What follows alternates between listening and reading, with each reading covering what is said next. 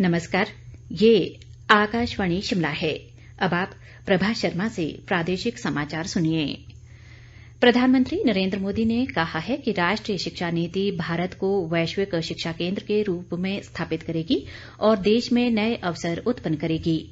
प्रधानमंत्री ने आज वीडियो कॉन्फ्रेंस के जरिए आईआईटी गुवाहाटी के दीक्षांत समारोह को संबोधित करते हुए आशा व्यक्त की कि युवाओं के सपनों से ही आने वाले दिनों में देश की वास्तविकता आकार लेगी। उन्होंने कहा कि राष्ट्रीय शिक्षा नीति का उद्देश्य शिक्षा को प्रौद्योगिकी से जोड़ना है। प्रधानमंत्री ने कहा कि इस नीति के तहत राष्ट्रीय प्रौद्योगिकी शिक्षा नीति मंच स्थापित किया जा रहा है। नरेंद्र मोदी ने कहा कि शोध के लिए राष्ट्रीय शिक्षा नीति में पर्याप्त प्रावधान किए गए हैं। इसके लिए धन उपलब्ध कराने की भी व्यवस्था की गई है। मुख्यमंत्री जयराम ठाकुर ने कहा है कि भारत तिब्बत सीमा पुलिस बल ईमानदारी व बहादुरी के साथ राष्ट्र सेवा कर रहा है।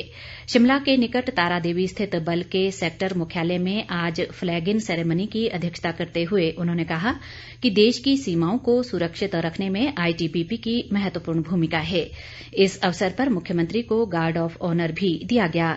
जयराम ठाकुर ने कहा कि आईटीबीपी के पास एक विशेष पर्वतारोही बल है जो अधिकारियों व जवानों को पर्वतारोहण और स्कीइंग का प्रशिक्षण देता है। उन्होंने बल के स्वच्छता अभियान की सराहना भी की। संसद ने आवश्यक वस्तु संशोधन विधेयक 2020 पारित कर दिया है। राज्यसभा ने आज इस विधेयक को मंजूरी दी, जबकि लोकसभा से ये पहले ही पारित हो चुका है। इस विधेयक में केंद्र सरकार को केवल युद्ध और अकाल जैसी असाधारण परिस्थितियों में ही कुछ खाद्य वस्तुओं की आपूर्ति को विनियमित करने की अनुमति दी गई है। ये कानून इस वर्ष जून में लागू आवश्यक वस्तु संशोधन अध्यादेश 2020 का स्थान लेगा। केंद्रीय वित्त व कॉरपोरेट मामले राज्य मंत्री अनुराग ठाकुर ने प्रधानमंत्री नरेंद्र मोदी की अध्यक्षता में आर्थिक मामलों की मंत्रिमंडल समिति द्वारा 6 रबी फसलों का न्यूनतम समर्थन मूल्य बढ़ाने के निर्णय का स्वागत किया है।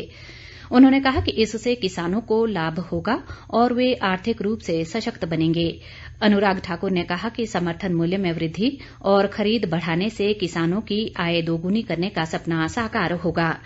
इस बीच प्रदेश भाजपा अध्यक्ष सुरेश कश्यप ने भी रबी फसलों का समर्थन मूल्य बढ़ाने के लिए केंद्र सरकार का आभार जताया है।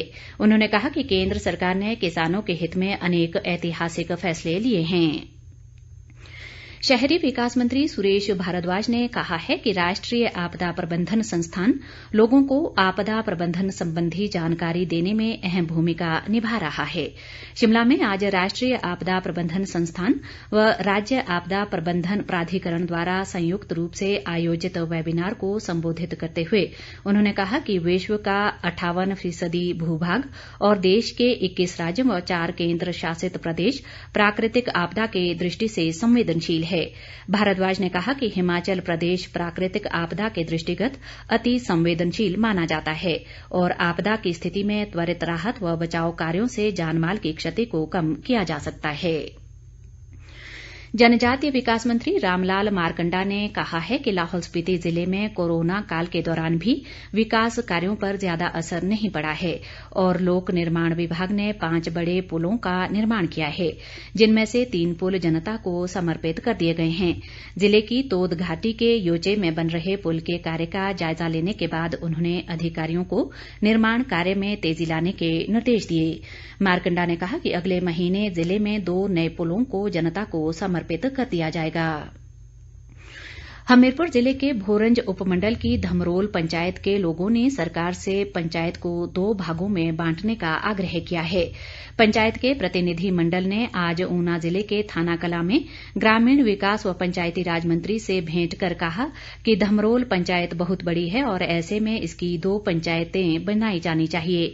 वीरेंद्र कंवर ने इस पर उचित कार्रवाई का आश्वासन दिया।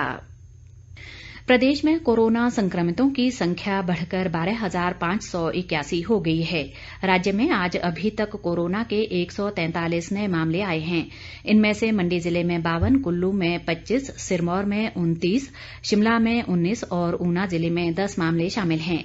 राज्य में इस समय कोरोना के 4,051 सक्रिय मामले हैं, जबकि 8,377 लोग उपचार के बाद स्वस्थ हो गए हैं। इसके साथ ही ये समाचार बुलेटिन समाप्त हुआ। नमस्कार।